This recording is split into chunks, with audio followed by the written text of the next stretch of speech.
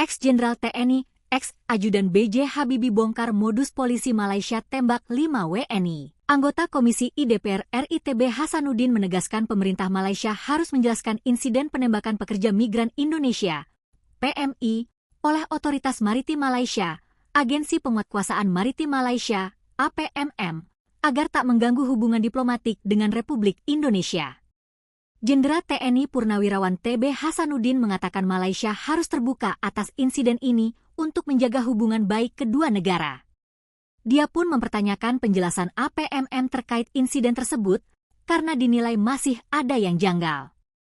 Situasi ini sudah ditangani oleh Kementerian Luar Negeri, Dirjen Perlindungan WNI, dan kami sudah diskusi juga dengan segala kemungkinannya, kata TB Hasanuddin saat dihubungi di Jakarta, Senin, 27 Januari 2025.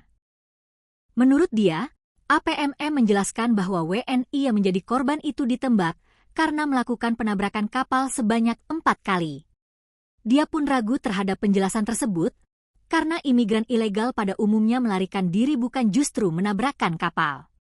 Dan menabrak itu, sebesar apa kapal yang dipakai oleh warga negara Indonesia, kok sampai berani menabrak kapal APMM yang relatif besar, katanya, Selasa 28 Januari 2025. Selain itu, dia pun ragu terkait adanya penjelasan bahwa korban ditembak karena membawa parang. Menurut dia, senjata parang akan mengancam jika dibawa korban ketika sudah menaiki kapal APMM, namun dia meyakini situasinya tak demikian.